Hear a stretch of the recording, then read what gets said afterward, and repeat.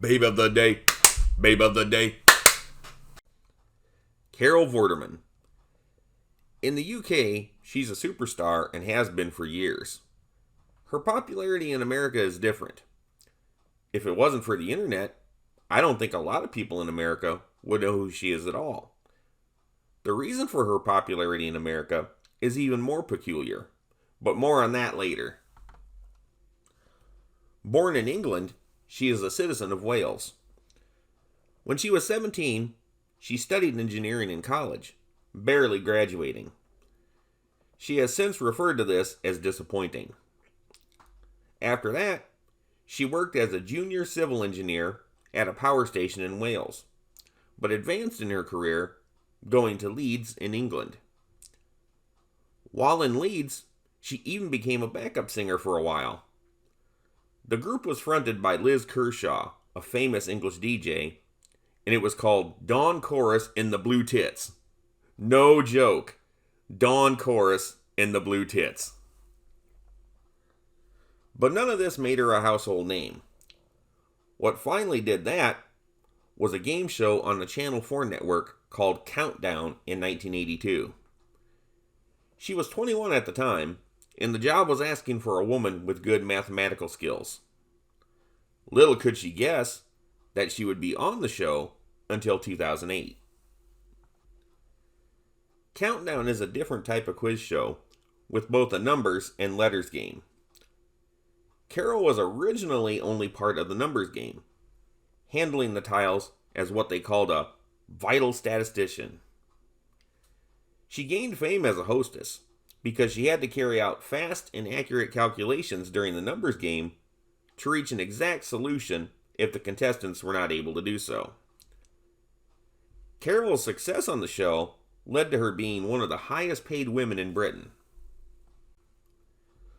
Carol was known for her beauty and brains, which has always been a difficult feat to master. From 1984 to 85, she read stories to preschool children on a radio show, further endearing herself to the public. She also worked part-time in the Information Services Department of the UK's Atomic Energy Authority. Carol had come a long way from her college days, and she wasn't done yet. Carol got around and worked on a lot of other game and educational shows during her time on Countdown. In 1999, she started doing one of the most interesting things I've heard about, the Pride of Britain Awards. She still hosts it to this day. It's an annual ceremony that honors British people who have acted bravely or extraordinarily in challenging situations. Real life stuff. When Carol left Countdown in 2008, it was under a cloud. When it came time to renew her contract, they wanted her to take a 90% salary cut. 90%. She didn't have to be good with numbers to know that was a crappy deal, so she resigned. But her final show was a highly watched event. The show continues to this day, but it doesn't pack the same punch as it did when Carol was on it.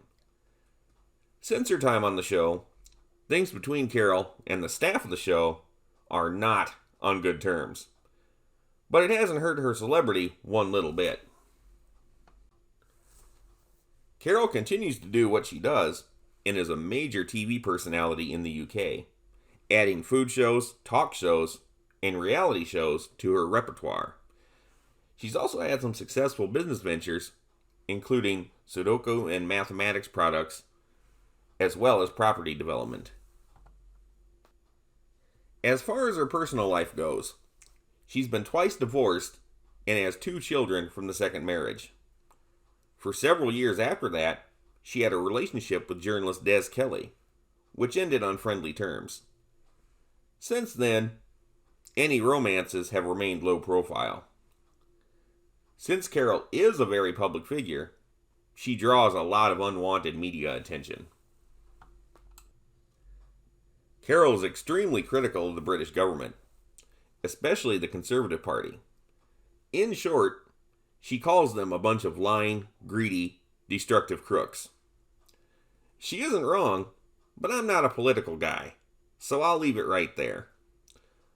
The point of saying it at all is significant. The BBC objected to Carol's social media postings about the government. I wonder why the BBC didn't like what she was saying. It was almost as if someone was properly motivated by a certain entity to keep their star silent. Carol wasn't going to be silenced, so she resigned, ending her long association with the BBC.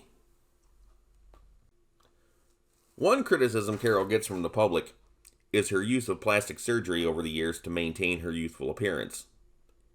Some of it she admits to. Some of it is still speculation. It's widely believed she has had breast enhancement surgery, given the noticeable increase in her bust size over the years.